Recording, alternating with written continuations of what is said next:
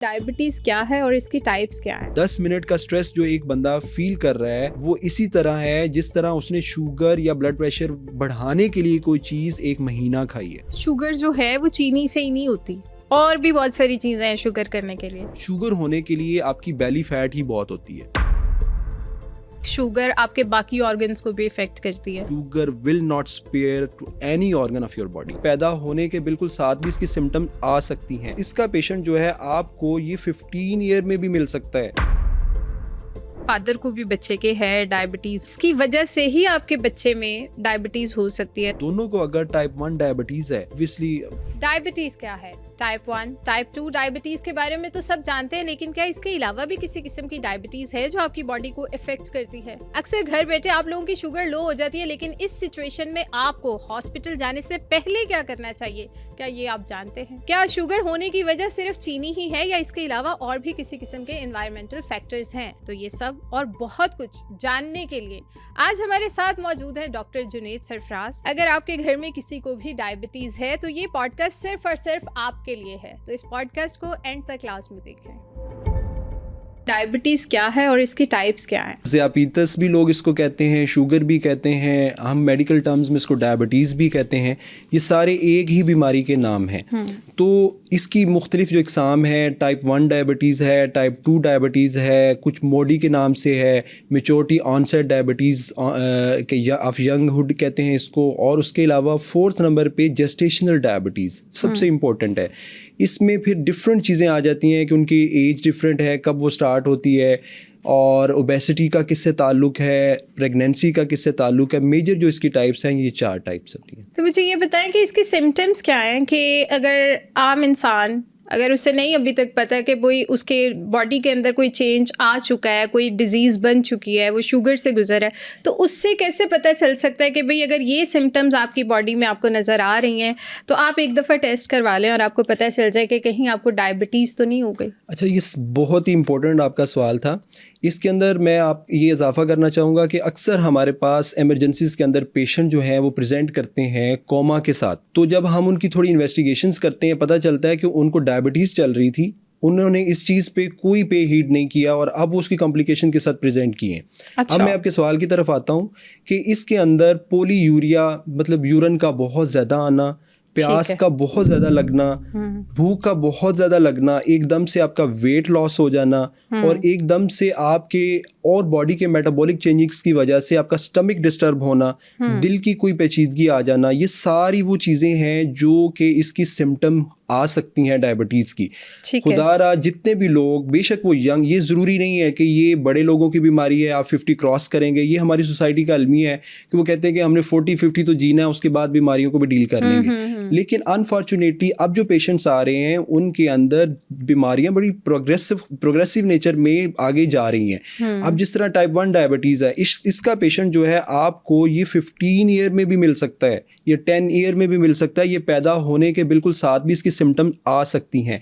तो ये सारी चीज़ें जो वालिदैन जिनके बच्चे घर में हैं, जिनको एक्सेसिव थर्स्ट, प्यास बहुत ज़्यादा लग रही है, वो खाते बहुत हैं लेकिन उसके बावजूद उनका वेट लूज़ हो रहा है, वेट बिल्कुल बढ़ नहीं रहा है, और रात को बेतहाशा दफ़ा उनको उठना पड़ता है कि यूरिन करने के लिए। तो उनको चाहिए कि एक दफ़ा डॉक्टर के पास जाके अपने बच्चे का, जो बड़े लोग भी हैं, उनको भी अपनी शुगर का एक दफ़ा टेस्ट ज़रूर करवाएं। आपने जैसे बताया कि अगर एक तो ये सिम्टम है कि आपको प्यास बहुत लग रही है और आपको यूरिन भी बहुत ज़्यादा एक्सेसिव अमाउंट में आता है, तो मुझे ये बताएं कि ऑब्वियसली उसका वाटर इनटेक जितना ज़्यादा होगा तो वो उसको वॉशरूम भी उतनी ज़्यादा टाइम जाना पड़ेगा।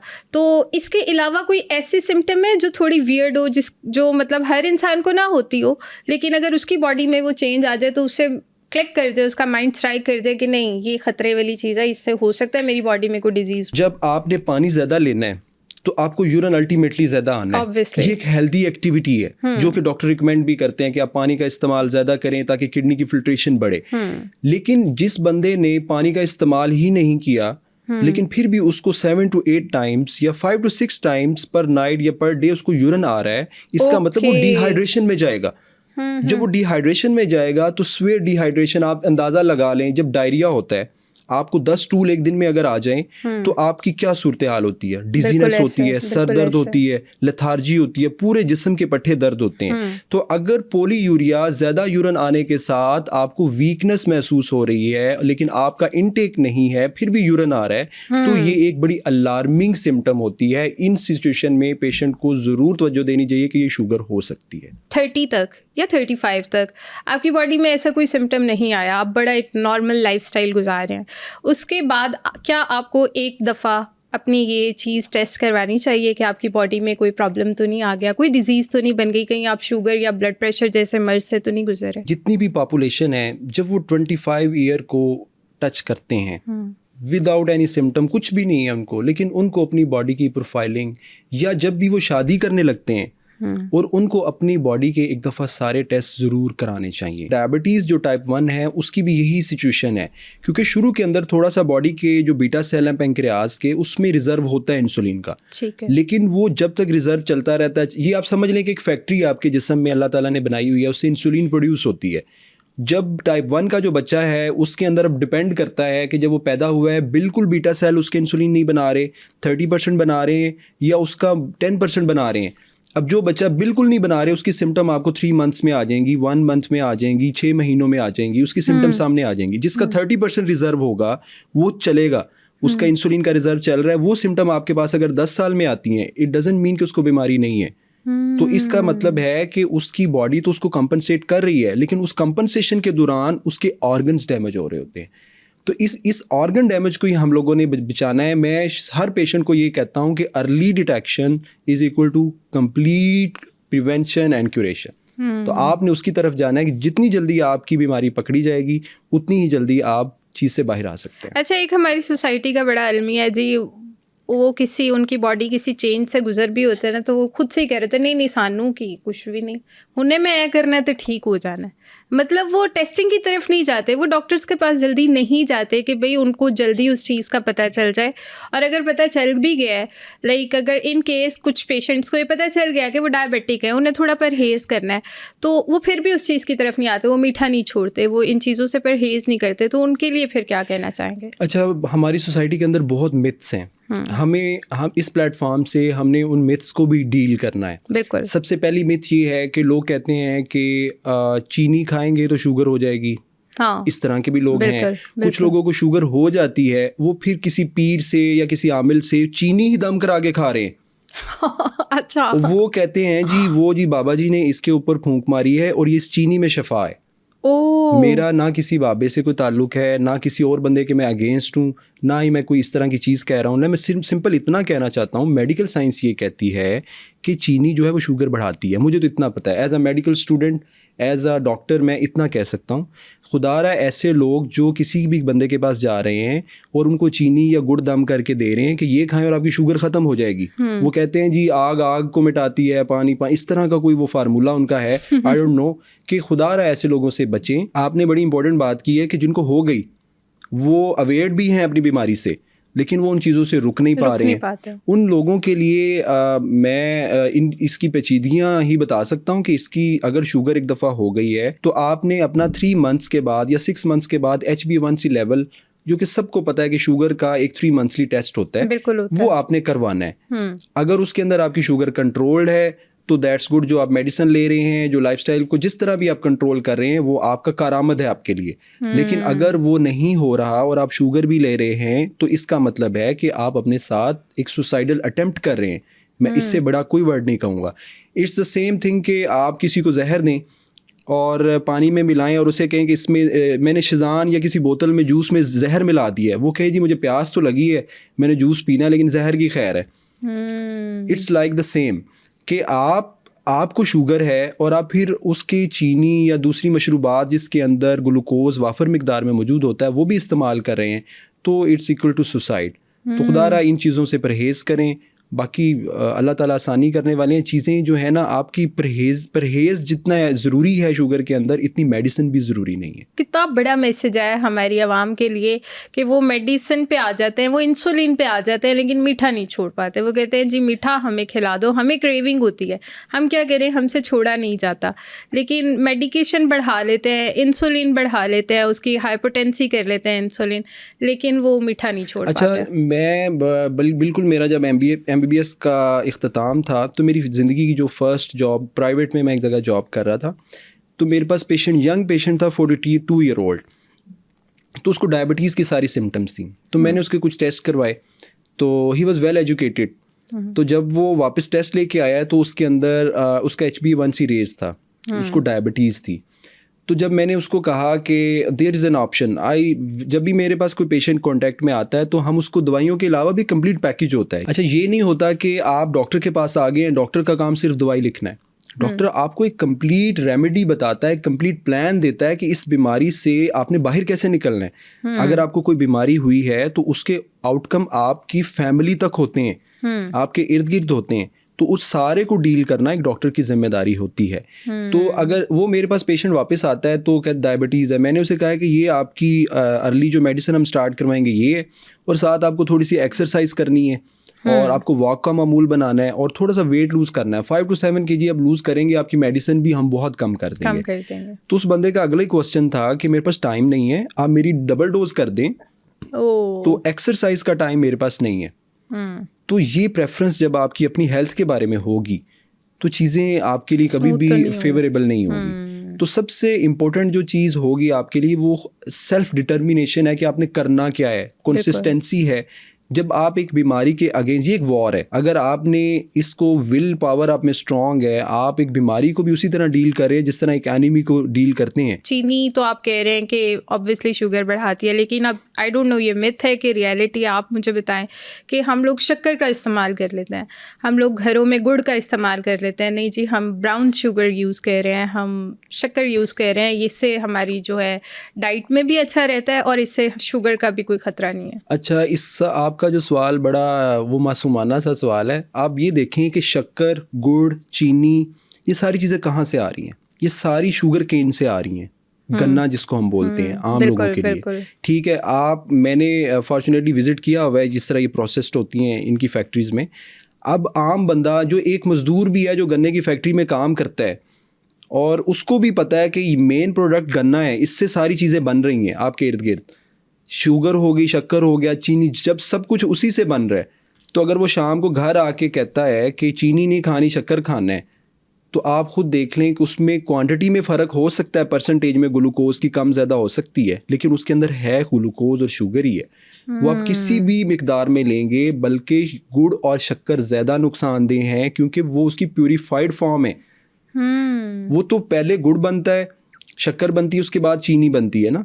तो अब बात ये है कि आपने अगर उसकी किसी भी फॉर्म में आप ले लें, वो आपकी बॉडी के अंदर तो ब्लड ग्लूकोज लेवल बढ़ना है। आप एक चॉकलेट खा रहे हैं, आप चीनी खा रहे हैं, आप कोई कोल्ड ड्रिंक पी रहे हैं, बेसिकली तो उसके अंदर ग्लूकोज है, चाहे वो कहीं किसी भी सोर्स से आई है। तो ग्लूकोज आपकी बॉडी के अंदर जब लेवल इंक्रीज होना है तो आपके लिए डेंजरस है। तो फिर ब्राउन शुगर, ब्राउन ब्रेड, इन चीज़ों के बारे में आपका क्या ख्याल है? अच्छा, ये पेशेंट को मेरे ख्याल से जो हमारी सोसाइटी है, हम अपनी सोसाइटी के लिहाज से बात कर रहे हैं, तो हमारी सोसाइटी के अंदर जितने भी लोग हैं, ये उनका एक माइंडसेट ख़राब करने वाली बात है। ये सिविलाइज्ड और पढ़े लिखे लोगों के अंदर ये चीज़, ऑब्वियसली ये चीज़ें एग्जिस्ट करती हैं। ब्राउन शुगर है, ब्राउन शक्कर है, उसकी भी एक क्वांटिटी के अंदर आपने लेना है।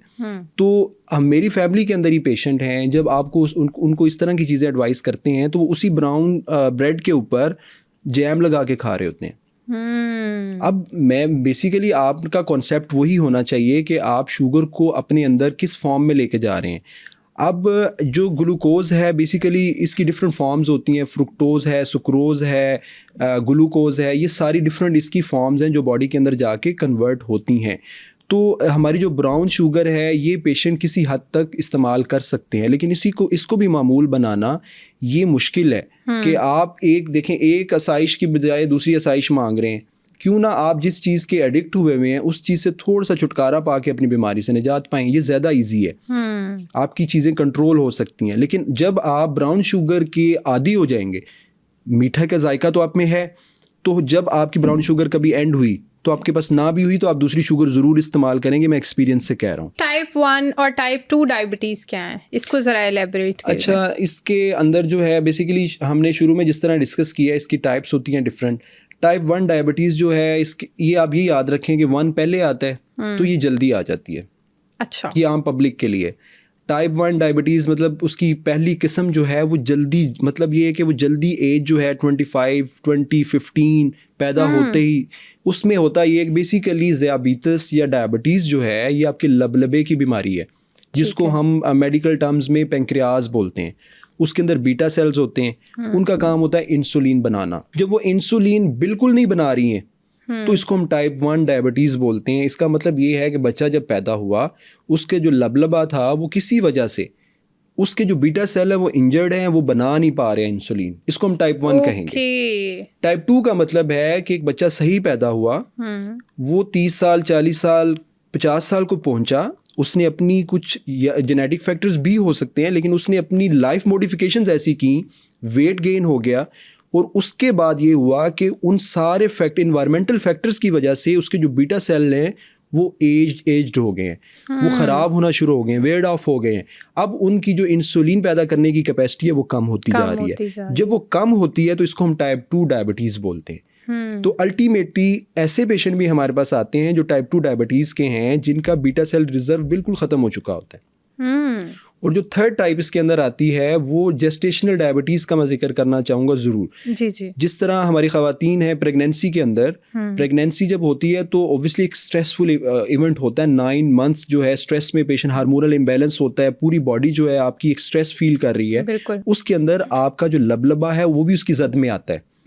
जब उसकी जद में आता है और कुछ बॉडी के अंदर हार्मोन कैटकोलामीन ज़्यादा रिलीज होते हैं, जिसकी वजह से ये सारा अमल जो है मुतासर होता है और आपको शुगर होना शुरू हो जाती है। जब शुगर होती है इसको हम बोलते हैं जेस्टेशनल डायबिटीज़, कि ये प्रेगनेंसी होगी तो होगी, जैसे ही बेबी डिलीवर होगा तो वो। अच्छा, इसमें जो ये आपकी बात को ही मैं आगे बढ़ाऊंगा कि इसमें ये मिथ है कि बहुत से लोग ऐसे हैं कि उनको प्रेगनेंसी में डायबिटीज़ हुई, बच्चा डिलीवर हुआ, उसके बाद उन्होंने उसको तवज्जो नहीं दी। लेकिन ये डायबिटीज़ परसिस्ट करती है, ये प्रोलॉन्ग्ड हो जाती है, ये उसी टाइप 2 डायबिटीज़ में कन्वर्ट हो जाती है।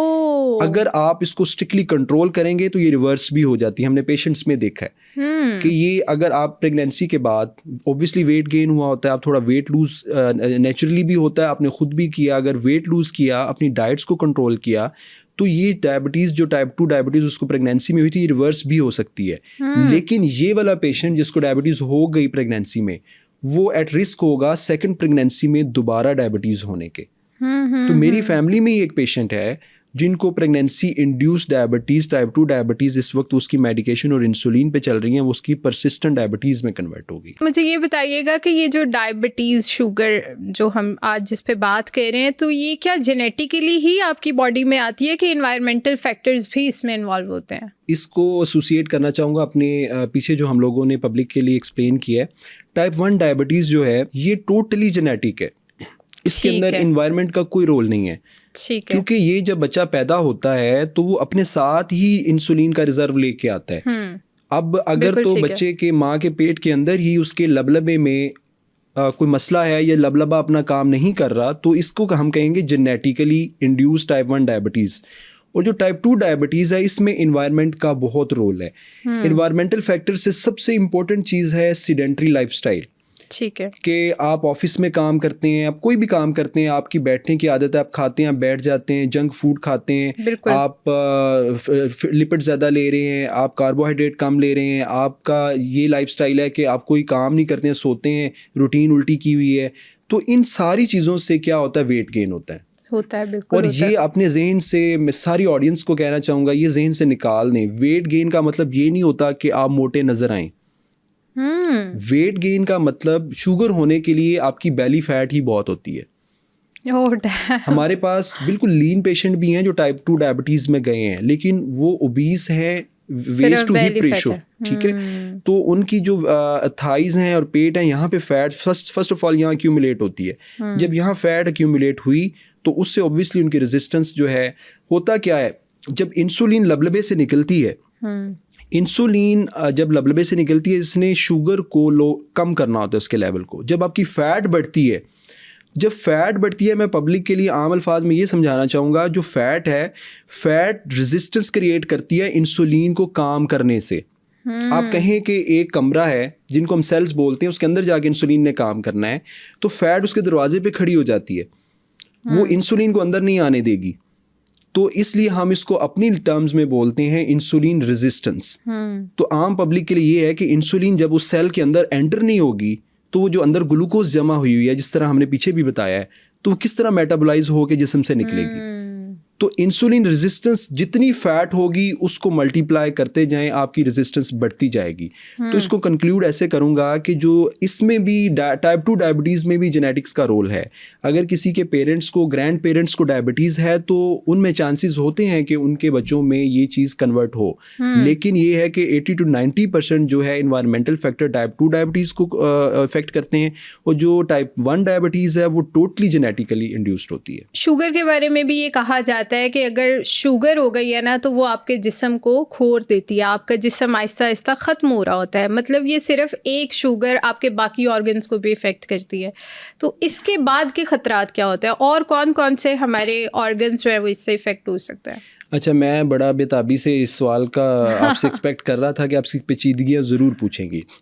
तो हमारे यहाँ बैठने का मकसद भी यही है कि जो लोग, जितनी भी हमारी population type 2 diabetes, type 1 diabetes में मुब्तला है, हम देखें ये हम वो काम करें, हमारे मुंह से निकला हुआ एक जुमला भी अगर उनकी ज़िंदगी में कोई चेंज ला सका, तो हमारे बैठने का मकसद पूरा हो सकता है।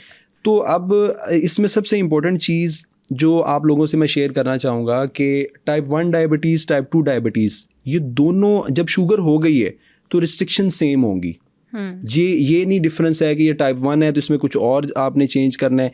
लेकिन ये होता है कि टाइप 1 का जो पेशेंट है वो शुरू से होता है तो वो लीन होता है। टाइप 2 का पेशेंट जो होता है ना, वो आपको थोड़ा मोटा नज़र आता है। अच्छा, ठीक है। अब जब शुगर हो गई है, आप ये देखें कि हमने पहले भी डिस्कस किया कि शुगर कहाँ मौजूद है, जिस्म के अंदर, ब्लड के अंदर मौजूद है। बिल्कुल। आप बताएं कि सर से लेकर पाँव के नाखून तक ब्लड कहाँ नहीं है? ब्लड तो हर ऑर्गन को जा रहा है। बिल्कुल। जब ब्लड हर ऑर्गन में जा रहा है तो इसका मतलब है वो शुगर भी वहां जा रही है। बिल्कुल ऐसा। जब शुगर वहां जा रही है तो इसका मतलब है कि sugar will not spare to any organ of your body. Oh my God. ये किसी भी आपके हिस्से को, आपके सर से शुरू हो जाए, आपके बाल गिरेंगे, से नीचे आ जाएं, आपकी आंखें होती हैं, कैटरैक्ट होगा। आप जो शुगर है वो जब मिक्स होती है कुछ और सल्यूट्स के साथ, तो वो आपकी आंखों की जो झिल्ली है, लेंस जिसको बोलते हैं, उसके ऊपर आके जम जाती है। जब वो उसके ऊपर जमती है सॉर्बिटॉल की शक्ल में, तो उसको हम कैटरैक्ट बोलते हैं, जिसको हम सफ़ेद मोतिया कहते हैं। वो सफ़ेद लेयर आ जाती है, ये शुगर करती है। उसके बाद आप नीचे आ जाएं, गला है, थ्रोट इन्फेक्शन बार बार होगा, कैंडिडियासिस। शुगर वाले पेशेंट के अंदर इम्यूनो कम्प्रोमाइज्ड होता है, कैंडिडियासिस का बहुत चांस होता है। शुगर वाला पेशेंट, उससे नीचे आ जाए, चेस्ट है, हार्ट है। शुगर वाला पेशेंट जो है उसके अंदर हार्ट के चांसेस 40% बढ़ जाते हैं। इनका सबसे बड़ा फ्लॉ ये है कि अगर ये किसी हार्ट प्रॉब्लम से गुजरे होंगे तो इनको पता भी नहीं चलेगा जब तक हॉस्पिटल। मैंने तो ये चीज़ एक्सपीरियंस की थी, मेरी तायम्मा, उनको डायबिटीज़ थी काफ़ी टाइम से, तो उन्होंने बस क्या कहा, मुझे बार बार वॉशरूम जा रही हैं, बार बार वॉशरूम, मुझे वॉशरूम जाना है। उन्हें 2 से 3 मोशन आया, हम उन्हें अभी हॉस्पिटल लेके गए तो उन्होंने कहा कि जी इनका तो हार्ट फेल हो गया, उनकी डेथ हो गई। मतलब लेके जाने के टाइम पे ही उनकी डेथ हो गई, और हम समझ रहे थे उनको फूड पॉइजनिंग हो रही है। अल्लाह ताला उनके जवारे रहमत में जगह दें। आप बेसिकली देखें, मैं आपको बता रहा हूँ कि शुगर की कॉम्प्लिकेशंस कहाँ तक जा सकती हैं। एक शुगर का पेशेंट जिसको ऑलरेडी हार्ट का मसला है, उसके लिए तो डेडली है ही है, ये जहन में रखें। लेकिन एक बंदे को शुगर है, उसको हार्ट का कोई मसला नहीं है, मैं इस पे कह रहा हूँ कि उस पे 40% चांसेस बढ़ जाते हैं कि उसको हार्ट का मसला ज़िंदगी में आएगा ड्यू टू डायबिटीज़। इतना चांस बढ़ जाता है। 7 लंग्स हैं, शुगर वाला पेशेंट आए दिन किसी ना किसी नमूनिया में, लंग्स के इन्फेक्शन में, कफ में, इसमें मुब्तला रहता है। उसके नीचे आप चले जाएं, आपका जिगर होता है। जिगर ही मेन ऑर्गन है जिसने ग्लूकोज को कंट्रोल करना है, उसके स्टोरेज को कंट्रोल करना है, और ये भी मुतासर होता है। और जब शुगर ज़्यादा है, फैट ज़्यादा है, जिगर के ऊपर चर्बी चढ़ना शुरू हो जाती है। नीचे गुर्दे हैं, गुर्दे तो सबसे पहले मुतासर होते हैं, क्योंकि गुर्दों ने शुगर को फिल्टर करना है। बिल्कुल। देखें, एक आपको एक सिंपल सी एग्जांपल ऑडियंस के लिए देता हूँ। एक आपके पास कोई ट्रक है, उसके अंदर आपने कोई चीज़ को लोड करना है, फॉर एग्जांपल उसके अंदर एक कैपेसिटी है जी, आप उसके अंदर 1000 लीटर कोई चीज़ लोड कर सकते हैं। तो जब आप उसके अंदर 2000 लीटर कोई चीज़ लोड करेंगे तो वो ड्रेन होगी ना, वो गिर जाएगी। बिल्कुल बिल्कुल ऐसा। तो अल्लाह ताला ने हमारी किडनीज को फिल्टर करने के लिए कैपेसिटी दी है कि दिन के अंदर इतना यूरिन या इतनी किसी भी सोल्यूट की मिकदार को ये फिल्टर कर सकता है। जब उससे एक्सेस आएगी तो वो यूरिन के थ्रू निकलेगी भी और किडनीज को डैमेज करेगी। फॉर एग्जांपल हमारे किडनीज जो हैं, जब आपकी शुगर लेवल है 120 तो वो नॉर्मल है, कुछ भी नहीं गुर्दों को वो उसको फिल्टर करेंगे। जब 160 होगी वो यूरिन में आना शुरू होगी क्योंकि उसकी फिल्टर कैपेसिटी बढ़ गई है, वो इसको इससे ज़्यादा फिल्टर नहीं रोक सकती है। अब जब वो 200 से क्रॉस कर गई है या और ज़्यादा शुगर हो गई है, वो जब किडनी में यूरिन के थ्रू निकलेगी तो किडनी तो मुतासर होंगे शुगर से, वो किडनी उसकी जद में आएंगे। तो आहिस्ता आहिस्ता क्या होगा, शुगर जो जहाँ जिसका बहाव किडनी में बढ़ गया है तो किडनीज की स्मॉल वेसल्स जो हैं वो डैमेज होना शुरू हो जाएंगी। जब वो डैमेज होंगी तो जिसको हम डायबिटिक नेफ्रोपैथी बोलते हैं, तो ये पेशेंट जो हैं फिर गुर्दों के मसलों के साथ हमारे पास आते हैं, वो शुगर को भूल जाते हैं। तो शुगर इतनी डेडली है कि आपकी अच्छा गुर्दे, मैं आपको गुर्दों का बता रहा हूँ, डायबिटिक नेफ्रोपैथी, उसके बाद आप पेट में आ जाएं। पेट के अंदर डायरिया एक सीबो बीमारी है, स्मॉल इंटेस्टाइनल बैक्टीरियल ओवरलोड। ये लोग बहुत ज़्यादा पीपीआई खाते हैं डायबिटीज़ वाले, क्योंकि मैदे का मसला रहता है, उसकी वजह से इनके कुछ फ्लोरास का इशू होता है जिसकी वजह से अक्सर डायरिया का मसला डायबिटीज़ में पैदा हो जाता है। सबसे इम्पोर्टेंट चीज़ जो डायरिया वाले पेशेंट अक्सर कंप्लेन करते हैं वो हुआ है मैदे के मसले। वो कहते हैं जी हमारी खुराक हज़म नहीं हो रही है, हमारा मैदा काम नहीं कर रहा है, खाना खाते हैं गले को आता है। ये सारी वो अलामतें हैं जो मैं पेशेंट बन के उनकी टर्मिनोलॉजीज बोल रहा हूँ आपके सामने। ये आप वो तो मुझे भी डरा रहे हैं। पेशेंट जो आपके पास आएगा वो आपको कहेगा कि भाई जो खाता हूँ मेरा इधर अटका हुआ है। पेशेंट डर के आ रहा है, कहता है कि क्या पता मेरे कोई कैंसर तो नहीं हो गया, मेरा कोई गला तो नहीं बंद हो गया, मैं पानी पीता हूँ अंदर नहीं जा रहा है।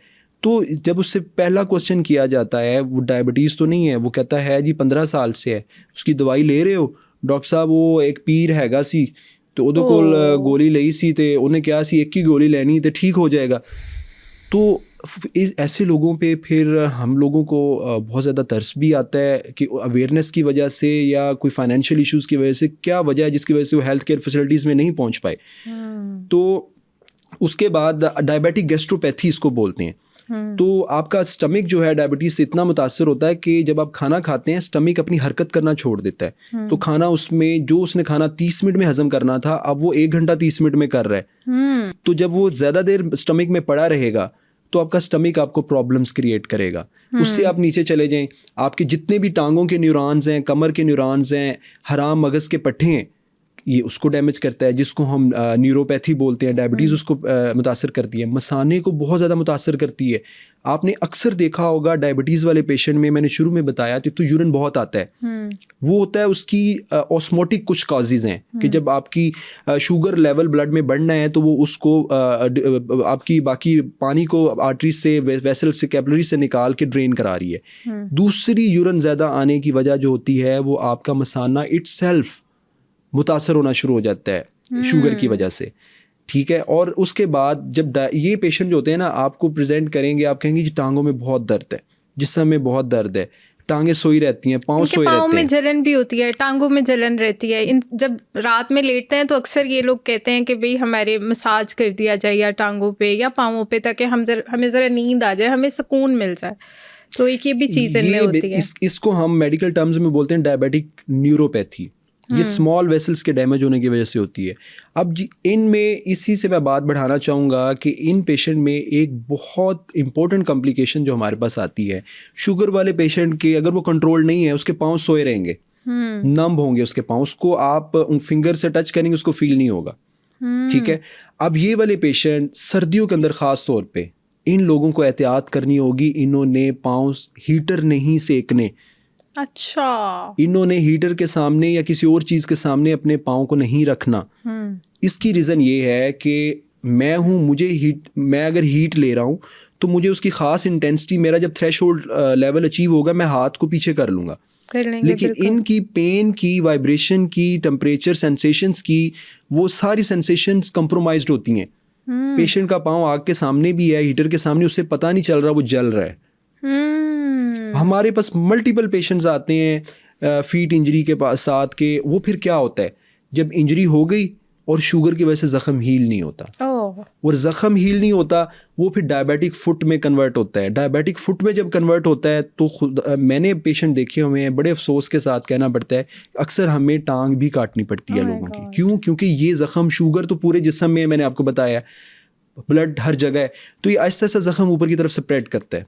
शुरू में हो सकता है कि उसका टो काटना पड़े, अगर टो नहीं काटेंगे ज़ख़म फैल गया तो पाँव नहीं तो ब्लो नहीं, अगर ब्लो नहीं है तो ऐसे भी पेशेंट हमने देखे हुए हैं, उनकी अबव नी आपको एम्पुटेशन करनी पड़ती है, अदरवाइज़ ये पूरे जिस्म में स्प्रेड हो जाता है।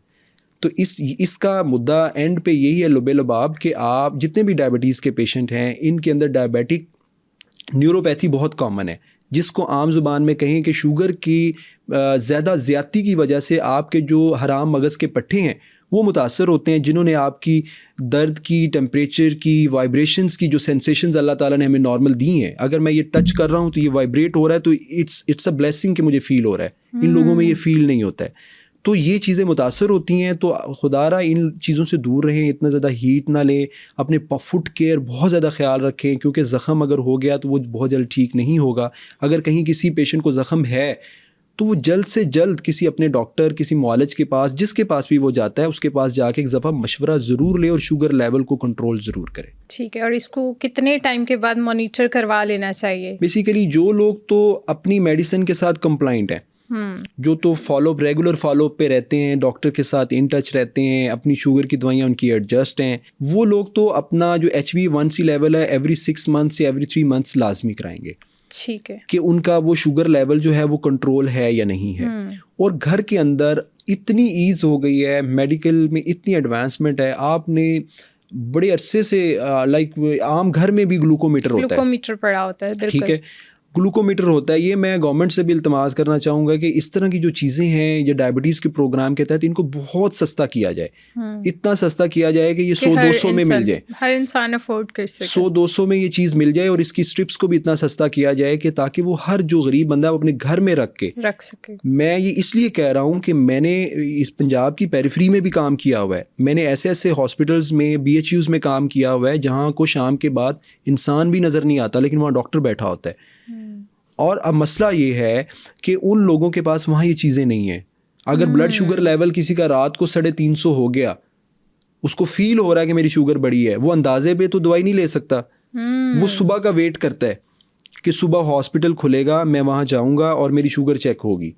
तो इसलिए जितने भी डायबिटीज़ के पेशेंट हैं उनको चाहिए कि इस आला को, ग्लूकोमीटर को अपने घर में रखें, और जब भी इसकी सिम्टम्स आपको महसूस हो तो आप शुगर लेवल ज़रूर चेक करें। ये तो इमीडिएट रिस्पांस है। उसके अलावा जिनकी कंट्रोल्ड है शुगर, उनको क्या बार बार अपने, कुछ पेशेंट हैं वो इतने साइकोलॉजिकल हो जाते हैं, वो 6 टाइम्स अपनी शुगर दिन में चेक कर रहे हैं, क्योंकि जब हमने इसकी डायग्नोसिस बनानी होती है या किसी दवाई की रिस्पांस को चेक करना होता है तो हम पेशेंट्स को एक रिकॉर्ड बनाने को कहते हैं कि आप फास्टिंग में चेक करें, पोस्ट प्रेंडियल खाने के 2 घंटे बाद चेक करें, फिर दोपहर को भी इसी तरह फास्टिंग, पोस्ट प्रेंडियल, रात को भी इसी तरह। ये 6 लेवल्स बनते हैं। ये तो आपकी डायग्नोसिस और ट्रीटमेंट रिस्पॉन्स के लिए डॉक्टर चेक करवा रहा है, लेकिन अगर आपने अपनी तसल्ली के लिए शुगर को दिन में चेक करना है तो एक दफ़ा सुबह उठते ही फास्टिंग में चेक करें। उसका फ़ायदा ये होगा, ये आपको अभी का शुगर लेवल नहीं बताएगा, ये आपको कल रात के खाने और दवाई का रिस्पांस बताएगा कि आपने रात को जो खाया था, उसके बाद जो दवाई ली, उसके बाद पूरी रात आपकी शुगर कहाँ पे आके सुबह रुकी है। ये तो नॉर्मल पर्सन को भी करना चाहिए, अगर वो डायबिटिक नहीं भी है तो उससे भी कर लेना चाहिए। इसमें आपको रैंडम अपना टेस्ट ज़रूर नज़र रखनी चाहिए कि ये क्या हो रहा है। और उसके अलावा एक रात को पोस्ट प्रेंडियल, ये 2 टाइम बंदा अपनी शुगर चेक कर सकता है। जो डायबिटिक पेशेंट, उसको ये आइडिया हो जाता है, एक तो उठ के फास्टिंग और एक फिर सारे दिन के बाद रात को खाने के 2 घंटे बाद।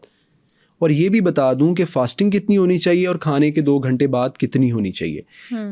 जो फास्टिंग शुगर लेवल है वो आपका 100 to 110 होना चाहिए। ठीक है, कुछ गाइडलाइंस हैं उनमें 128 तक भी इसकी चीज़ें हैं, लेकिन ये है कि 100 to 110 तक आपका शुगर लेवल फास्टिंग में आना चाहिए। इस रेंज में कंट्रोल करना है आपने। और जो पोस्ट प्रेंडियल है वो 160 है। ठीक है, 160 तक आपको खाने के 2 घंटे बाद आपकी 160 शुगर जो है ये होनी चाहिए। ये आपका लेवल है।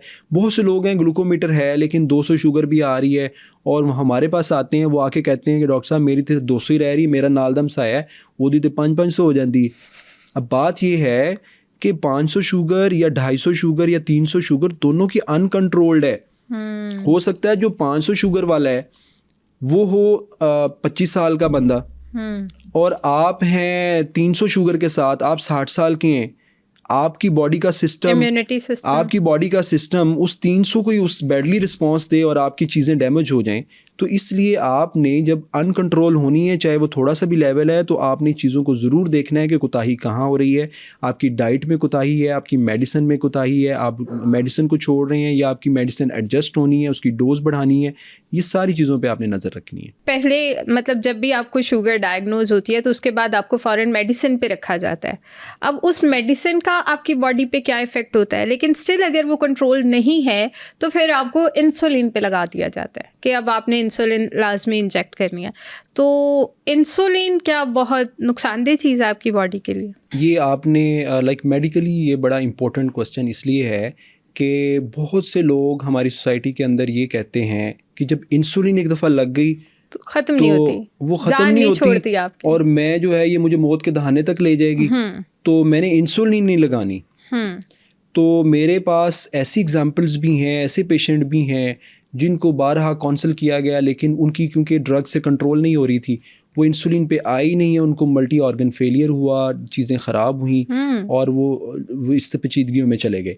अब इसमें जब आप डॉक्टर के पास प्रेजेंट करते हैं कोई भी बंदा, इसमें ये बड़ा इंपॉर्टेंट आपको समझना ज़रूरी है कि आखिर डायबिटीज़ हम अनाउंस कब करेंगे किसी को, अनाउंस कब? किसी भी बंदे की शुगर लेवल ऊपर आने से हम उसको ये नहीं कह देते कि आपको डायबिटीज़ हो गई है, अच्छा ठीक हो गया, और इसका प्रॉपर एक क्राइटेरिया है और प्रॉपर मॉनिटरिंग के बाद किसी को टैग दिया जाता है कि आपको ये बीमारी है, इसका ये। और सबसे पहले आपको पता है रिस्क फैक्टर्स की डील करना होता है कि एक बंदा है अगर उसको वो डायबिटिक HB1C उसका डायबिटिक रेंज में आ रहा है, या उसने वो टेस्ट करवाया और उसका वो डायबिटीज़ नमूदार हो रही है, उसके अंदर शुगर है, उसको डॉक्टर उसको सबसे पहले आती कोई हाई दवाइयों पे नहीं डालेगा।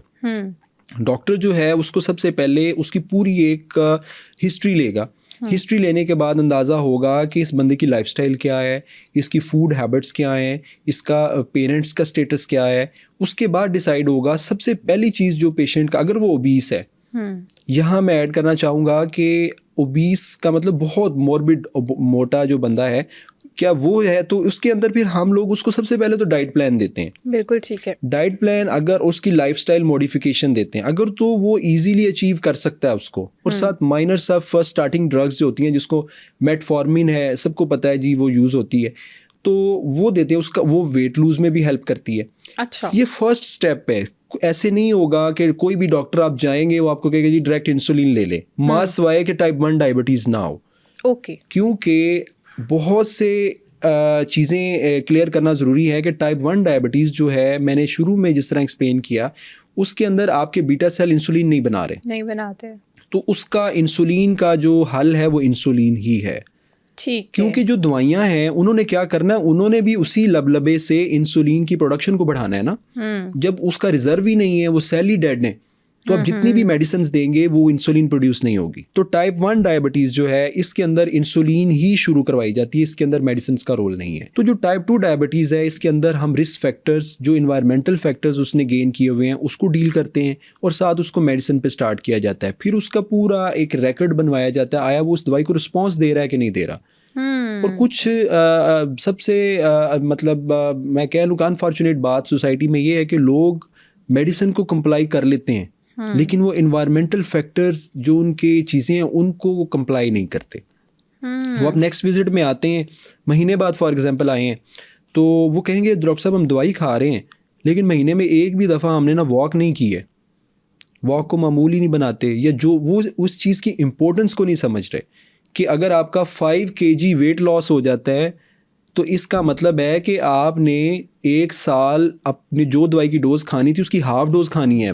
ओके, वेट लूज मैंने पहले बताया कि जितनी फैट आएगी वो इंसुलिन की रेजिस्टेंस को बढ़ाएगी। लेकिन शुगर की वजह से तो वैसे भी वेट बहुत ज़्यादा लूज हो रहा होता है ऑटोमेटिकली भी आपका। मैंने देखा है शुगर के पेशेंट्स को, वो यहाँ से बेंट ऐसे होना स्टार्ट हो जाता है, वो बेंट हो जाता है, उनका ऐसे बॉडी लगती है जैसे ढलकी हुई है, तो वो तो ऑटोमेटिकली भी उनका वेट लूज हो रहा होता अच्छा, है। इसमें ये चीज़ है कि एक विशियस साइकिल है। ये पेशेंट कमज़ोर होते हैं, बिल्कुल होते हैं। इनका वेट लूज होता है। मैंने शुरू में इनके सिम्टम्स में भी बताया कि इनका वेट लूज होता है, लेकिन मसला कहाँ पे आता है कि इनको भूख भी ज़्यादा लगती है और इनसे बर्दाश्त भी नहीं होती।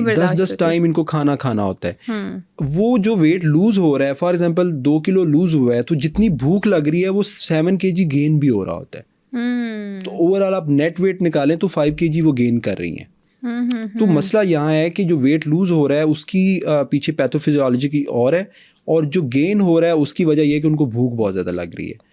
तो ये इन चीज़ों में इम्बैलेंस होता है, जिसकी वजह से पेशेंट में ओवरऑल देखा जाए कमज़ोरी होती है और वेट माइल्ड सा गेन हो रहा होता है। अगर लाइफस्टाइल भी फिर उसी तरह का हो जाए तो फिर वेट और पुट ऑन होना शुरू हो जाता है। बिल्कुल ठीक है। अच्छा, ये भी सुना जाता है कि शुगर जो है वो चीनी से ही नहीं होती, और भी बहुत सारी चीज़ें हैं शुगर करने के लिए। तो मैंने जैसे मेरी मदर को शुगर है, तो स्ट्रेस मुझे तो बहुत बड़ी रीज़न लगता है। तो मुझे बताइएगा कि रियलिटी क्या है, शुगर होने की मेजर रीजंस क्या होती हैं? अच्छा, इसमें फिर हम अगेन स्टार्ट लेंगे टाइप 1 डायबिटीज़ से। टाइप 1 डायबिटीज़ को वो तो हमने बात ही ख़त्म होगी कि जेनेटिक्स के लिए आपको चीज़ें गेन हुई, ठीक है। पैदाइशी अगर आपकी वो चीज़ हो ही नहीं रही जनरेट बॉडी में। जो टाइप 2 डायबिटीज़ है इसका बड़ा स्ट्रॉन्ग लिंकेज है। आप अगर हमारे जितने भी व्यूअर्स हैं जो कि पढ़े लिखे हैं, वो गूगल पे अगर ढूंढेंगे इनके दोनों की एसोसिएशंस, उनको हंड्रेड्स ऑफ रिसर्चेस मिलेंगी। बिल्कुल ठीक। पूरी दुनिया के अंदर इस पे रिसर्च हुई है कि आपके स्ट्रेस का आपकी डायबिटीज से क्या लिंक है। तो आम से अल्फाज में इसको अगर मेडिकली देखा जाए, वैसे माएँ अक्सर कहती नज़र आती हैं, जी मैंने ये टेंशन ली और उसके बाद मेरी शुगर बढ़ गई। या जो पहले शुगर के पेशेंट हैं और कोई स्ट्रेसफुल इवेंट आया और इस इवेंट के दौरान उन्होंने मेडिसिन भी ली हुई है, लेकिन उनकी शुगर ज़्यादा है उस एंजाइटी के फेज के अंदर। इससे जाहिर होता है कि स्ट्रेस का कहीं ना कहीं शुगर बढ़ाने में रोल तो है। अब ये बात समझनी होगी कि जिस बंदे को शुगर ही नहीं है, क्या उसको स्ट्रेस से शुगर हो सकती है कि नहीं हो सकती? इसका जवाब है बिल्कुल हो सकती है। क्योंकि जब स्ट्रेस होता है तो हमारे किडनी, आप कह लें कि किडनी के कुछ ग्लैंड्स हैं वो ओवर एक्टिव हो जाते हैं। स्ट्रेस के अंदर वहाँ से कुछ ऐसे हार्मोन्स निकलते हैं, कैटकोलामाइन्स जिनको बोलते हैं, वो आपकी शुगर को भी बढ़ाएंगे, वो आपके ब्लड प्रेशर को भी बढ़ाएंगे। वो ये दोनों चीज़ों को, उनका काम ही ये है कि ग्लूकोज प्रोडक्शन करना, और जो ग्लूकोज लिवर के अंदर स्टोर है उसको वहाँ से निकाल के ब्लड के अंदर ग्लूकोज को प्रोवाइड करना उन हार्मोन्स का काम है। वो हार्मोन्स कहाँ से आते हैं? स्ट्रेस से। आप 1 मिनट का या 10 मिनट का स्ट्रेस जो ले रही है, मैं डॉक्यूमेंटेड बात कर रहा हूँ, 10 मिनट का स्ट्रेस जो एक बंदा फील कर रहा है वो इसी तरह है जिस तरह उसने शुगर या ब्लड प्रेशर बढ़ाने के लिए कोई चीज़ 1 महीना खाई है। Oh my God, स्ट्रेस इतना ज़्यादा करता है। इसमें एम्फसाइज मैं इसलिए कर रहा हूँ कि स्ट्रेस का बहुत ज़्यादा रोल है आपकी शुगर को अनकंट्रोल करने में और शुगर को प्रोड्यूस करने में और शुगर को बनाने में और बाकी सारी चीज़ों में भी। इसलिए जो पेशेंट पहले से डायबिटीज़ में मुब्तला हैं वो कोशिश करें कि स्ट्रेसफुल चीज़ों से, पाकिस्तान में किसको स्ट्रेस नहीं है? आज सबको है, स्ट्रेस है, लेकिन आपको स्ट्रेस मैनेजमेंट आनी चाहिए कि आपने चीज़ों को मैनेज कैसे करना है, कैसे साथ लेके चलना है। अगर आप वो स्ट्रेस मैनेजमेंट सीख लेते हैं, देखिए स्ट्रेस एलन मस्क को भी होगा, ठीक है, वो दुनिया का पावरफुल और अमीर बंदा है इस वक्त, लेकिन उसको भी जाके आप क्वेश्चन करेंगी ना तो वो भी अपने कुछ स्ट्रेसर बता देगा कि ये चीज़ें मुझे हमेशा जब भी मैं फेस करता हूँ मुझे स्ट्रेस आता है। बिल्कुल ऐसा। तो वो आपको ये होना चाहिए कि आपने उन स्ट्रेसफुल इवेंट्स को मैनेज कैसे करना है। और डायबिटीज़ वाले पेशेंट के लिए बहुत ज़रूरी है कि जब स्ट्रेस हो काम रहें, कूल रहें, उनकी मैनेजमेंट का तरीका निकालें, कोई वे आउट निकालें, तो ताकि वो उन चीज़ों से, उसकी पेचीदगियों से बचें। डायबिटीज़ के जो पेशेंट्स हैं वो सिर्फ डायबिटीज़ से ही नहीं गुजरे होते। जैसे अगर मैं अपनी मदर की भी बात करूं तो उनको साथ बीपी का भी इशू है, ठीक है, और हो सकता है कि कोलेस्ट्रॉल का भी इशू हो, हाइपरटेंशन भी हो। तो फिर कौन सी ऐसी बेहतरीन अप्रोच है कि जो हमारी ऑडियंस अगर सुने तो वो अडॉप्ट कर सके और इस चीज़ को ओवरकम कर सके? जिस बंदे को डायबिटीज़ है उसको ज़िंदगी में कहीं ना कहीं हाइपरटेंशन भी होनी है। बिल्कुल। जिस बंदे को हाइपरटेंशन है ये अंडरस्टूड नहीं है कि उसको डायबिटीज़ हो, ऐसा नहीं होगा। लेकिन जिसको डायबिटीज़ है उसे हाइपरटेंशन या ब्लड प्रेशर का मसला होना ही होना है। इसका मतलब है कि जिसको उसकी वजह बहुत सिंपल है। और जिसको ब्लड प्रेशर है क्या उसको भी डायबिटीज है? नहीं, जिसको ब्लड प्रेशर है डायबिटीज नहीं है, बिल्कुल, उसको तो डायबिटीज का मसला नहीं है, ठीक है। लेकिन जिसको डायबिटीज है उसको बीपी जरूर किसी ना जिंदगी के किसी ना किसी फेज में जरूर होगा। उसकी रीजन ये है कि शुगर हमने बताया कि आपके गुर्दों को मुतासर करती है, और गुर्दों का आपके ब्लड प्रेशर के कंट्रोल में बहुत रोल है। वहाँ से कुछ हार्मोन्स आते हैं, आपके एल्डोस्टेरोन, कुछ एंजाइम्स हैं वो निकलते हैं, वो सारे जो हैं वहाँ से बेसिकली आपकी ब्लड प्रेशर्स को ओवरऑल कंट्रोल और इलेक्ट्रोलाइट्स को कंट्रोल कर रहे होते हैं। जब गुर्दे मुतासर होंगे वो हार्मोन्स ही नहीं आएंगे और आपका ब्लड प्रेशर ऊपर जाएगा। एक और बड़ी कंफ्यूजन रहती है इस पेशेंट को, इसको अगर बैठे बैठे कोई थोड़ा प्रॉब्लम होना स्टार्ट हुआ, इसको भूख लगना स्टार्ट हुई, तो ये वो फील करता है कि नहीं मेरी शुगर लो हो गई। उसको नहीं पता लो हुई है कि हाई हुई है, ठीक है, मुझे मीठा चाहिए, फ़ौरन से मुझे क्रेविंग हो रही है, मुझे मीठा दे दे, मेरी शुगर लो हो रही है।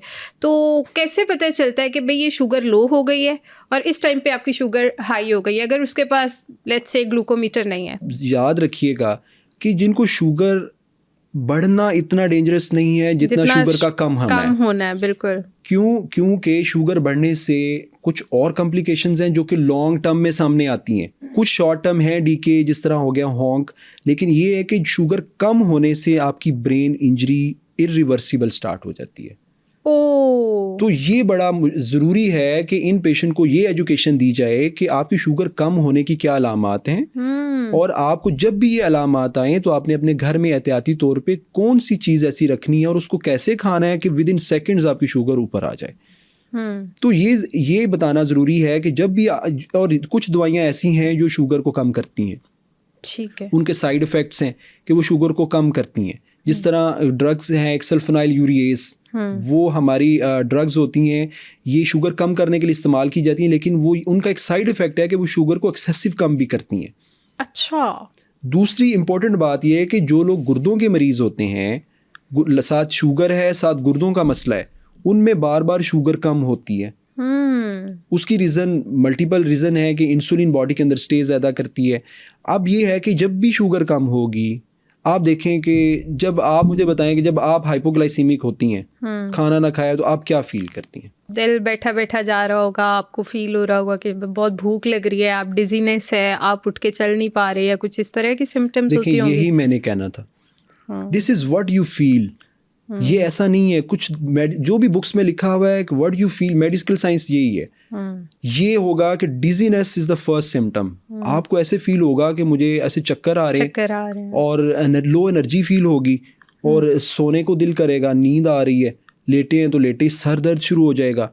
ये अलामात शुगर वाले मरीज़ को पता होती हैं, जो कि शुगर में मुब्तला है वो इन अलामात से बखूबी वाकिफ़ होता है। अगर उसमें ये अलामात हैं तो अंडरस्टूड बात है कि उसकी शुगर लो हो गई है। तो उसको क्या करना क्या चाहिए? अगर अच्छी बात तो ये है कि ग्लूकोमीटर घर हो, उसको चेक कर लें, कंफर्म कर लें, तो वो ज़्यादा अच्छा है। अगर आपके पास नहीं है ग्लूकोमीटर, और आप फिर अपने मुआलिज के पास जाके जब भी टाइम मिले अपनी दवाइयों को असेस कराएं, कोई ऐसी दवाई तो नहीं मैं ले रहा जिससे मेरी शुगर कम हो रही है। और थर्ड इंपॉर्टेंट चीज़ है कि इमीडिएटली आपने रिस्पॉन्स क्या देना है। आप घर में शहद रखें, आसान तरीका है। ओके। शहद को आपने चम्मच से नहीं खाना है, आपने उंगली पे लगा के जुबान के नीचे वाले हिस्से पे लगा देना है।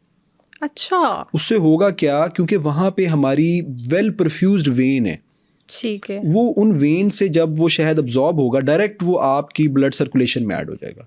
Oh very nice. जब आप इधर मुंह के थ्रू लेंगे, वो स्टमक में सारा जाके वहाँ से टाइम लगता है ब्लड में जाने में, ये सारा प्रोसेस आपने बाईपास कर दिया।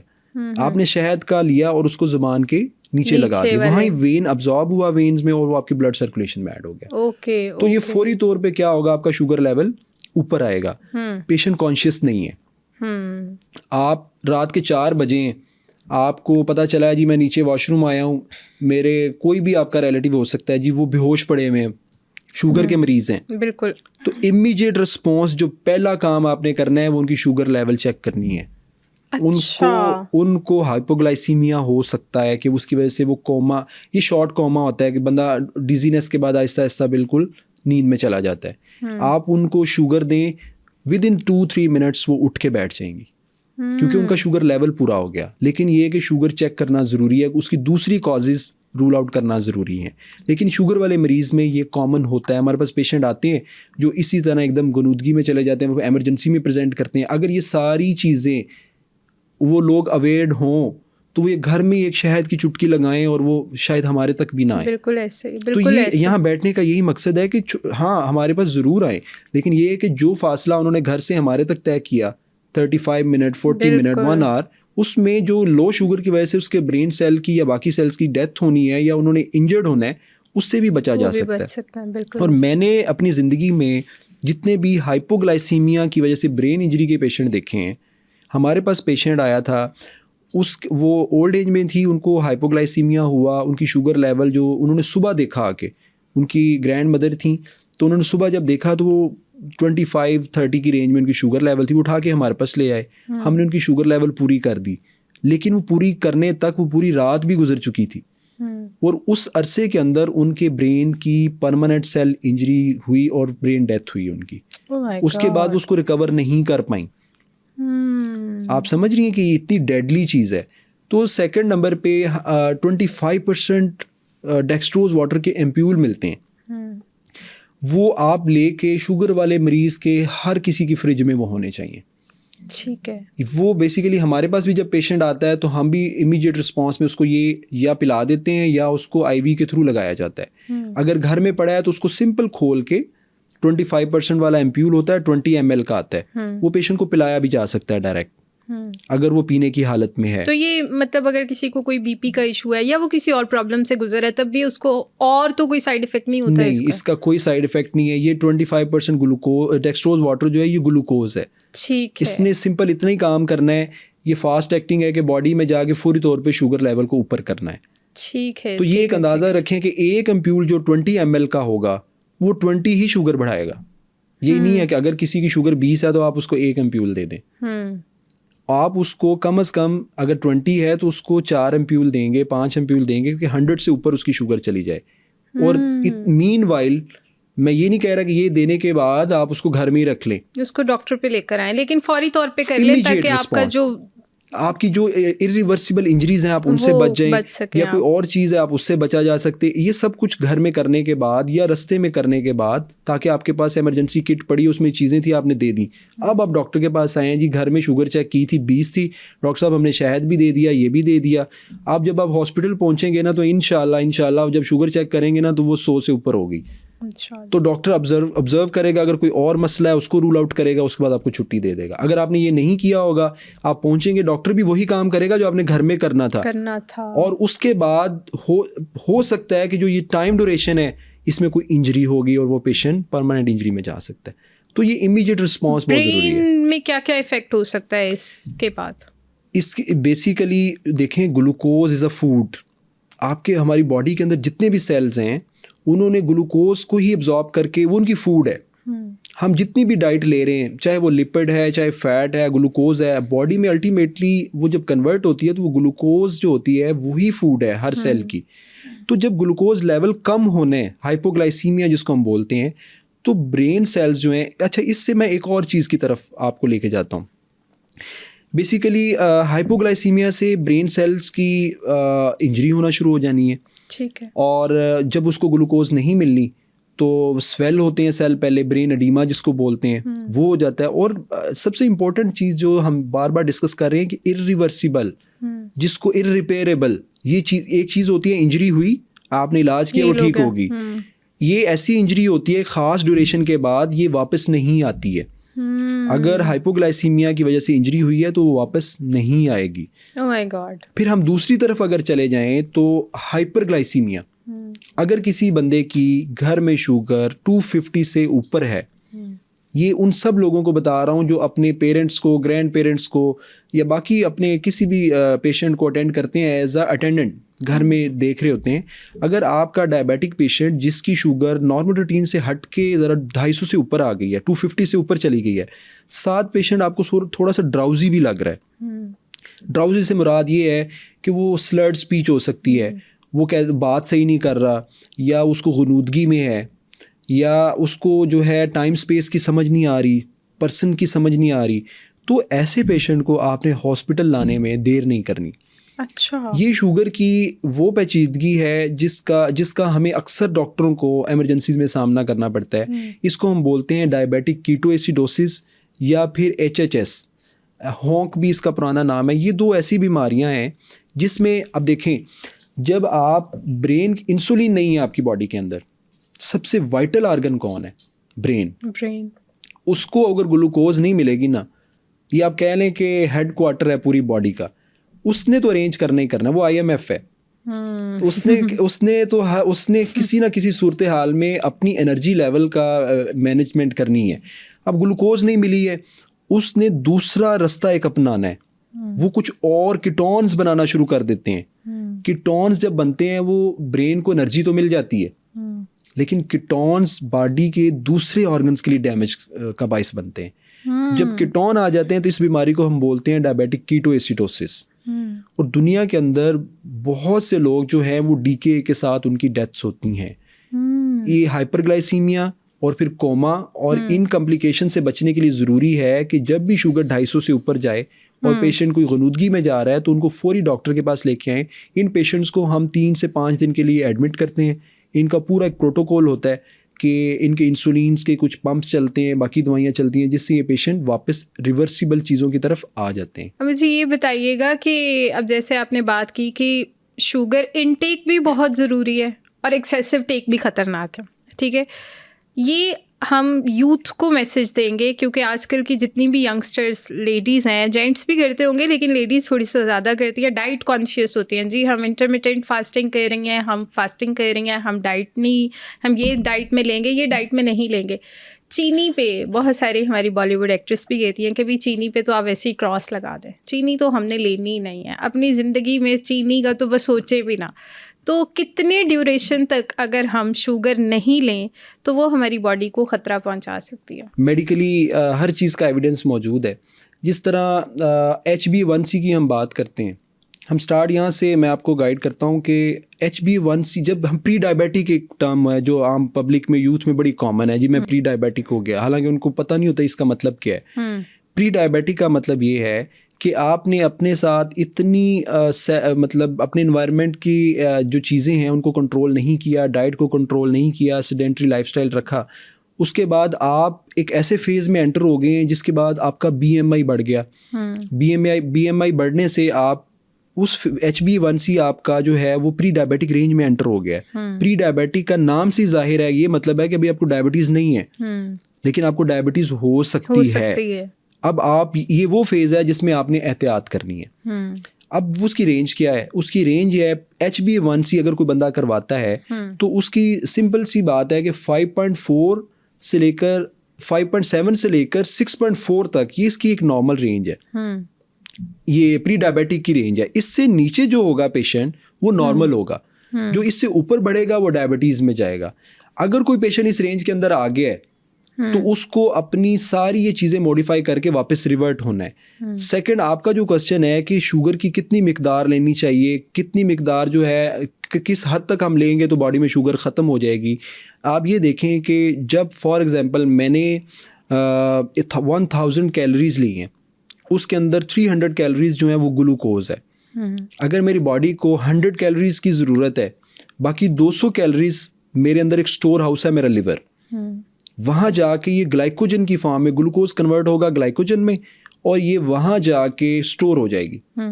अब इसको नरेट मैं आपको करता हूँ। बहुत से लोग जो हैं, ये साधु टाइप जो लोग होते हैं, ये टीवी चैनल्स पे भी आता है, बाकी जगहों पे भी आता है, इन्होंने इतने दिन खाना नहीं खाया, बिल्कुल ऐसा, इन्होंने कुछ खाया पिया नहीं।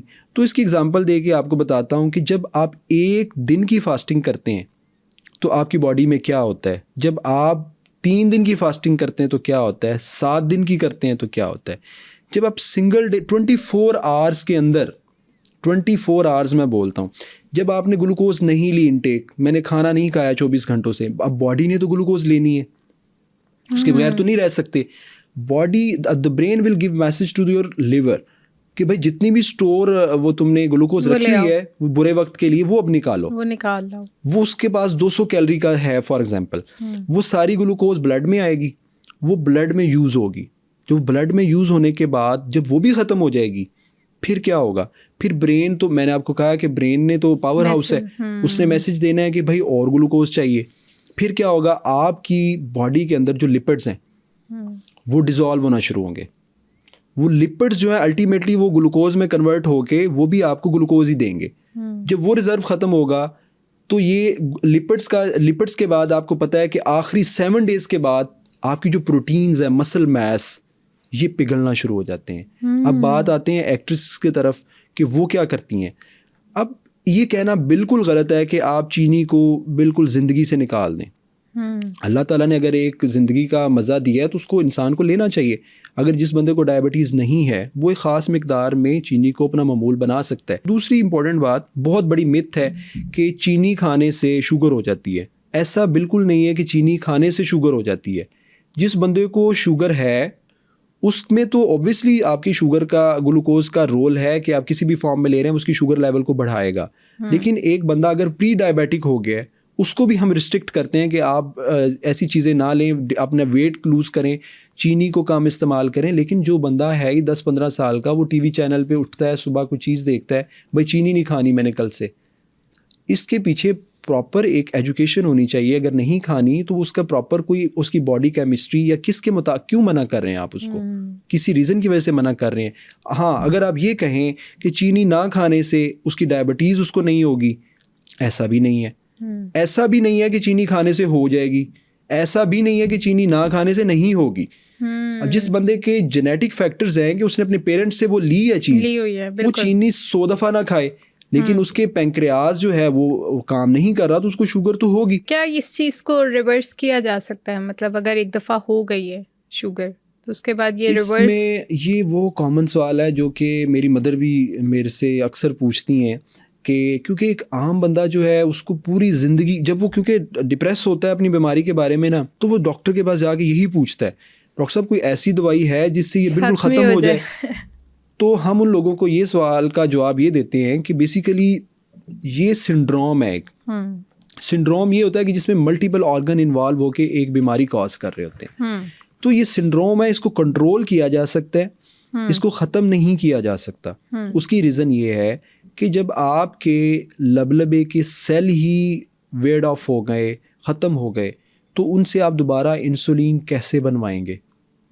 या तो परमानेंट हाल इसका ये है जो कि पाकिस्तान में अभी तक सुनने में तो नहीं आया, ना ही हुआ है, पैंक्रियास का ट्रांसप्लांट। आपका जो लबलबा है, जिस तरह आप हार्ट ट्रांसप्लांट करते हैं, जिस तरह आप कोई किसी भी बोन मैरो ट्रांसप्लांट करते हैं, इसी तरह कहीं से इसका ट्रांसप्लांट हो तो वो कारामद हो सकता है कि इसकी दोबारा रिवर्स चीज़ें दोबारा रिवर्ट हो जाएं, वो सारी चीज़ें वापस आ जाएं। लेकिन वो इतनी एक्सटेंसिव जो है सर्जरी है। हमारे ख़ुद के एक टीचर हैं टाइप 2 डायबिटीज़ में, और वो ख़ुद जनरल सर्जन है, बहुत मायानाज उनका नाम है। उन्होंने अपनी अमेरिका से पैंक्रियाज की सर्जरी करवाई हुई है टाइप 2 डायबिटीज़ के लिए। ये पाकिस्तान में एक एग्जांपल है और वो अल्हम्दुलिल्लाह इज़ डूइंग वेल। तो ये है कि फिर वही चीज़ें हैं। तो ये डेंजरस है? ऑब्वियसली सर्जरी कोई भी है उसके अपने प्रोज एंड कॉन्स हैं, किस लाइफ के हिस्से में करनी है, रिस्क फैक्टर्स क्या हैं, वो पूरी एक टीम असेसमेंट के बाद डिसाइड होगा कि आपकी सर्जरी आया होनी चाहिए या नहीं होनी चाहिए। लेकिन आप देखें कि हमारी कौम ये पूछ लेती है कि इसकी सर्जरी एंड व्हाट्सोएवर, वो फिर भी आधे घंटे की वॉक नहीं करेगी, नहीं करेंगे। मैं ये बता रहा हूँ कि आधे घंटे की रोज़ की वॉक, अच्छा चलें वॉक नहीं होती, एक बड़ा सबसे बड़ा मसला है डायबिटीज़ वाले अक्सर पेशेंट फीमेल हों या मेल हों, जब वो ओबीस होते हैं ना तो उनके जॉइंट्स ओल्ड एज में ख़राब होते हैं, वो चल भी नहीं पाते। वो कहते हैं जी हमसे चला तो जाता नहीं है डॉक्टर साहब, आप कह रहे हैं जी वॉक करें, हम वॉक कैसे करें? ये फिर वो ऐसे विशियस साइकिल में ऐड हो जाते हैं बेचारे कि एक तरफ से डायबिटीज़ से भूख बहुत लग रही है, खाना भी है, दूसरी तरफ से वेट गेन हो रहा है, तीसरा जोड़ जवाब दे गए उम्र की वजह से, चौथा चला नहीं जा रहा, वो फिर खाई जाते हैं वेट गेन, खाई जाते हैं वेट गेन, बेड रिडन। अब ये देखें, यही वो बात है जहाँ से हमने स्टार्ट लिया था कि सिर्फ डायबिटीज़ को नहीं देखना, हमने उसको कंप्लीट पैकेज, हर बंदे की केमिस्ट्री डिफरेंट है, हर बंदा डिफरेंट अरे ऑफ सिम्टम्स के साथ आएगा, फाइनेंशियल बैकग्राउंड डिफरेंट होगा, बीमारी का पर्सपेक्टिव डिफरेंट होगा। आपने उनको सुन के उनको बीमारी का एक पैकेज कंप्लीट देना है काउंसलिंग करके। अब ये वाले जो पेशेंट हैं, इसके अंदर हम लोग फिर क्या करते हैं, इन लोगों के अंदर अब अब जो नई एडवांसमेंट हैं जिनमें अब आपने क्वेश्चन भी किया कि हम किस तरह कर सकते हैं, अब वेट लूज़ करने के लिए भी कुछ इंसुलिन का इस्तेमाल हो रहा है मार्केट के अंदर, ठीक है। उसके अंदर हम हमारे कुछ होते GLP-1 एगोनिस्ट हैं, ये मेडिकली नेम है, ड्रग का नेम है, उनका मैकेनिज्म ऑफ एक्शन होता है। ये हम वंस वीकली इंजेक्शंस होते हैं। इसके साथ ये होता है कि आपकी भूख बिल्कुल ख़त्म हो जाती है। अच्छा। ये आपके क्या करेंगे, आपके बॉडी के अंदर जाके जो हाइपोथैलेमस हमारा ब्रेन का पार्ट है, वहाँ पे भूख लगवाने वाले जो सेंटर है, न्यूक्लियस हैं, ये उनके ऊपर इफ़ेक्ट करते हैं और ये होता है कि आपकी भूख कम हो जाती है। जब डायबिटीज़ वाला पेशेंट खाएगा नहीं तो ऑब्वियसली उसका वेट लूज़ होगा।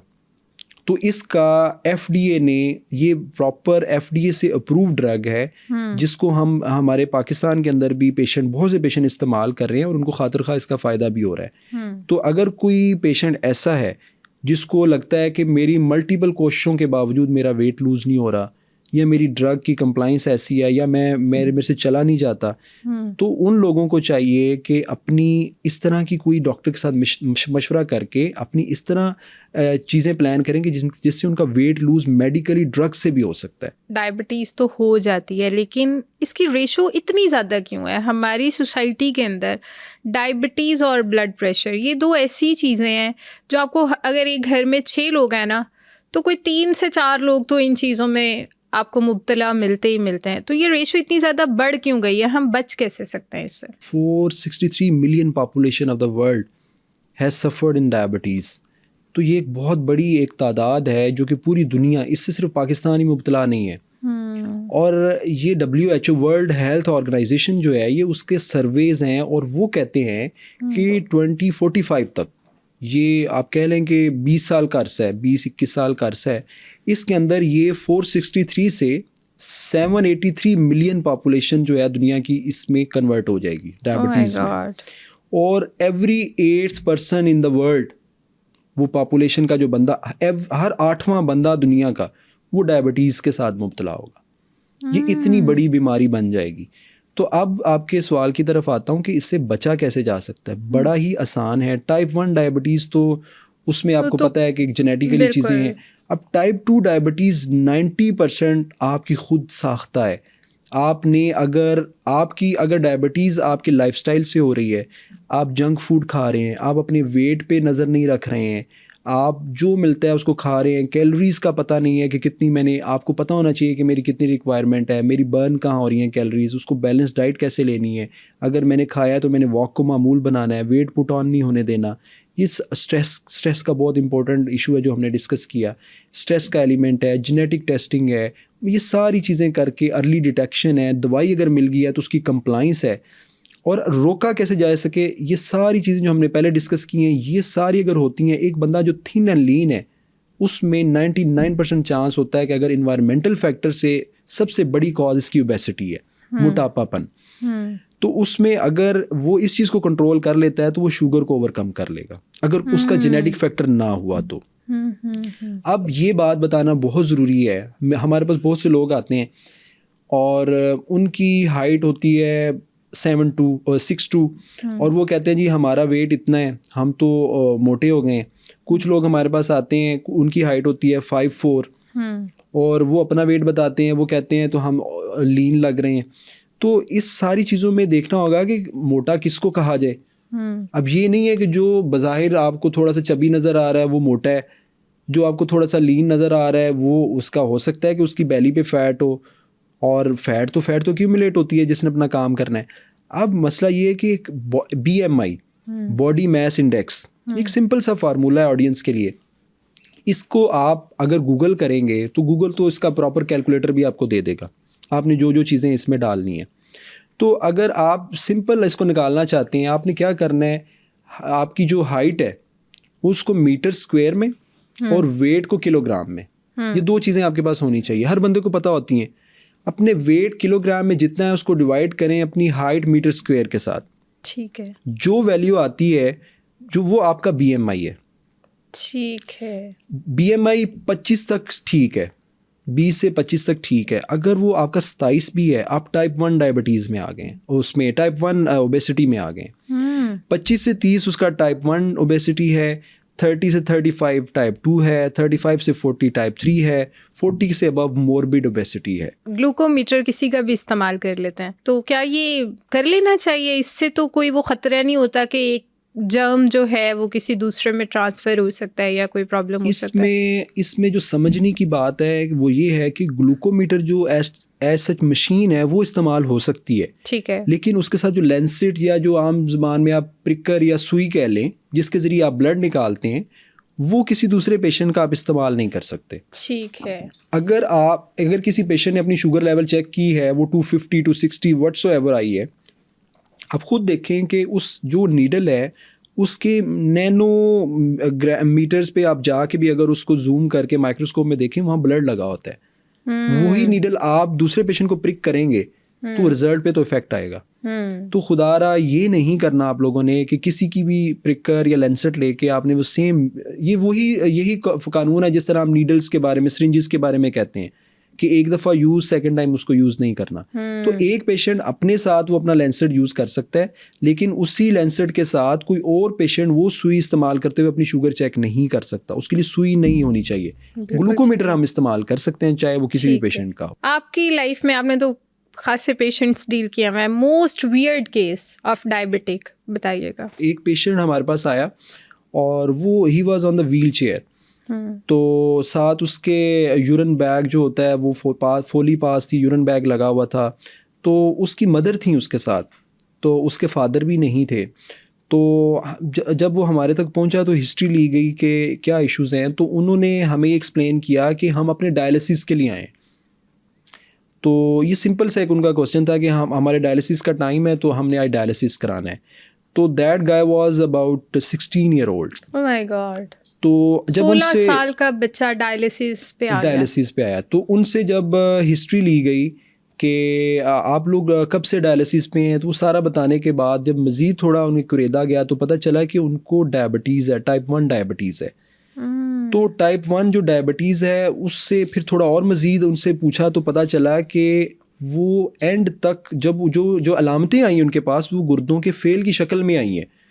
उनको शुगर का 16 साल नहीं पता चला, और वो शुगर ने इतनी पेचीदगियाँ की कि वो 16 साल बाद भी इमरजेंसी में प्रेजेंट किए कुछ अरसा पहले, not with sugar complaints, direct dialysis और किडनी इश्यूज के साथ। और उन्हें पता चला, उन्हें ये लगा कि शायद ये गुर्दे किसी वजह से फेल हो गए, लेकिन जब पता चला कि इसको तो डायबिटीज़ थी जिसने अनकंट्रोल्ड रह के उसके गुर्दों को मुतासर किया और अब गुर्दे फेल हो गए हैं, अब वो पेशेंट डायलिसिस पे है। तो ये मेरे ख्याल से ये मेरी ज़िंदगी का वो ऐसा लम्हा था जब मैंने उस बच्चे को देखा कि उसकी आंखों में इतनी उम्मीद, उसकी सिर्फ एक सिंगल मदर थी उसके साथ, जिन्होंने अब उसको सारी ज़िंदगी इस व्हील चेयर पर डायलिसिस के लिए लेके दर बदर जाना है। तो अल्लाह ताला से यही इल्तमास है कि अल्लाह ताला सबको सेहत दे। और पब्लिक के लिए ये चीज़ है कि आपको जब भी कोई चीज़ हेल्थ रिलेटेड हो तो खुदारा किसी क्वैक के पास जाने के बजाय, आप क्वैक को तो 200-400 रुपया दे देते हैं, लेकिन आई स्वेयर बाय गॉड के गवर्नमेंट हॉस्पिटल में आने से आपका वो भी नहीं लगेगा। ये हो सकता है कि वहाँ आपको कोई 5-10 मिनट घंटा कुछ ज़्यादा वेट करना पड़ जाए क्योंकि पॉपुलेशन बहुत है। तो लेकिन ये है कि आप वहाँ पे क्वालिफाइड लोगों के हाथों में होंगे, वो आपको जो भी मशवरा देंगे वो आपकी सेहत के लिए बहुत अच्छा होगा और बेहतर होगा। ये भी हमने बात कर ली कि ड्यूरिंग प्रेगनेंसी भी कुछ लेडीज़ को ये डायग्नोज हो जाती है, और इन केस अगर मतलब आपके पार्टनर को भी, लाइक फादर को भी बच्चे के है डायबिटीज़ वगैरह, तो क्या यही चांसेस है कि इसकी वजह से ही आपके बच्चे में डायबिटीज़ हो सकती है? तो डोंट यू थिंक कि ऐसी सिचुएशन में जब आपके मियाँ बीवी दोनों का है तो आप बेबी प्लान ही मत करें? क्वेश्चन आपका बड़ा डीप रूटेड है। आप पूछना ये चाह रही हैं कि बेसिकली जिस तरह थैलेसीमिया या बिल्कुल ब्लड के कुछ इश्यूज होते हैं वो पेरेंट्स के मिलाप से अगर कोई बीमारी आगे तो नहीं बढ़ सकती है? बिल्कुल ऐसा कुछ नहीं है। ये बेसिकली ये बीमारी जो है ये आपकी जीन से ट्रांसफ़र होती है। आप अगर कह लें फॉर एग्जांपल, आप ये कहना चाह रही हैं कि दोनों जो पेरेंट्स हैं क्या उनको शादी से पहले अपनी सारी टेस्टिंग करानी चाहिए? अगर दोनों को डायबिटीज़ या इस तरह का कोई इशू है तो क्या उनको शादी नहीं करनी चाहिए? बेसिकली देखें, अगर दो पेरेंट्स जिनको दोनों को अगर टाइप 1 डायबिटीज़ का मसला है, अगर वो शादी कर रहे हैं तो चांसेस हैं कि उनके बच्चे में भी ये चीज़ ट्रांसफ़र होगी। लेकिन अगर टाइप 2 डायबिटीज़ जैसे हमने बार बार डिस्कस किया कि वो आपकी जेनेटिक्स से इम्पोर्टेंट आपके रिस्क फैक्टर्स दूसरे हैं, तो फिर तो आपको इस चीज़ से कोई इफेक्ट नहीं होगा। तो फिर आप इजीली प्लान कर सकते हैं, कुछ भी हो उसमें तो कोई इशू नहीं अगर एक मदर को है टाइप 1, फादर को नहीं है, तो तब भी चांसेस उतना ही है कि बच्चों में ये चीज़ आएगी। देखें, इसमें हम फिर पूरा एक ट्री बनाते हैं फैमिली की। उसमें ये होता है कि पूरी हिस्ट्री डिटेल होती है कि आपकी ये ग्रैंड मदर से आई, ग्रैंड फादर से आई, क्या उन दोनों को थी, फिर आपके पेरेंट्स में कितनों को है, उनकी फैमिली मेम्बर्स कितने हैं, फिर उसके बाद चांसेस निकाले जाते हैं कि आपके अगर 4 बच्चे होंगे तो 1 in 4 होगी, आपके अगर इतने बच्चे होंगे तो इतने में चांसेस है। लेकिन चांसेस ज़रूर है। अगर आपके पेरेंट्स में ऑटोइम्यून डिजीज़, इसको ऑटोइम्यून डिजीज़ बोलते हैं, जिसमें अपनी जिस्म के सेल्स डिस्ट्रॉय करना शुरू कर दें अपने सेल्स को, अगर आपके पेरेंट्स के अंदर कोई ऑटोइम्यून डिजीज़ है तो आपको डायबिटीज़ का चांस हो सकता है और रहेगा पूरी ज़िंदगी। और दूसरी सबसे इम्पोर्टेंट चीज़ ये है कि ऑटोइम्यून डिजीज़ और भी हो सकती हैं। अगर आपको सिंपल डायबिटीज़ नहीं है लेकिन कोई और ऑटोइम्यून डिजीज़ है, फिर भी आप पूरी ज़िंदगी एट रिस्क हैं कि आपको कोई और ऑटोइम्यून डिजीज़ भी हो सकती है। तो ये बड़ी एक कॉम्प्लिकेटेड सा एक टॉपिक है कि आपने, जब आपको कोई भी ऑटोइम्यून डिजीज़ है, चाहे वो डायबिटीज़ है, कोई थायराइड के इशू हैं, कोई SLE है, रिमेटॉइड आर्थराइटिस है, तो आपको दूसरी ऑटोइम्यून डिजीज़ पे भी नज़र रखनी होगी। तो लुब्बे लबाब यही है कि अगर पेरेंट्स में किसी एक बंदे को कोई ऑटोइम्यून डिजीज़ है तो उनके बच्चों में ये चांसेस बड़े रोशन होते हैं कि उनको भी ये बीमारी हो सकती है। तो ऐसी सिचुएशन में करना क्या चाहिए? इस सिचुएशन में बेहतर जो डेडली डिजीज़ हैं जिस तरह थैलासीमिया है, उनमें तो हम अगर दोनों मेजर हैं तो उनको शादी नहीं करनी चाहिए। ठीक है। जिस तरह 2 पेरेंट्स हैं, दोनों में थैलासीमिया मेजर है, तो उन दोनों को तो शादी नहीं करनी चाहिए। और जो माइनर हैं उनको भी अवॉइड हम करवाते हैं। अब बेसिकली अगर 2 पेरेंट्स हैं जिन दोनों को, मैं पहले भी कह रहा हूँ कि दोनों को अगर टाइप 1 डायबिटीज़ है तो obviously if they can avoid, they should avoid the marriage. और दूसरी इसमें इसीलिए तो प्रमोट किया जाता है कि आप जो है, बहुत सी कंट्रीज़ हैं वहाँ पे लॉ बन गया है। लॉ ये है कि before marriage you perform every kind of test जो कि जेनेटिकली परफॉर्म किए जाते हैं और उनकी कंपैटिबिलिटी चेक की जाती है। आया ये जो कपल जिनकी शादी हो रही है, इनकी जो कोई मेजर बीमारियां तो नहीं है, कल को इनकी जो आगे जनरेशन होगी उसमें वो ट्रांसफ़र होके किसी बच्चे की ज़िंदगी के अपाहिज होने का या उसके कोई और चांसेस ना बढ़े। तो ये सारा, इस पे थोड़ा हमारी हेल्थ मिनिस्ट्री को, बाकी लोगों को थोड़ी तवज्जो देनी चाहिए। कोई लॉ ऐसे बनने चाहिए कि इस पे भी कोई करामद हो चीज़ें। लेकिन पाकिस्तान में आपको पता है अनफॉर्चुनेटली इन चीज़ों को कोई पे हीड नहीं करता है। आई होप कि आपको इस पॉडकास्ट से काफ़ी मदद मिली होगी। अगर आप इसके बारे में मज़ीद कोई क्वेश्चंस अपने पूछना चाहते हैं तो आप हमें कमेंट सेक्शन में बता सकते हैं।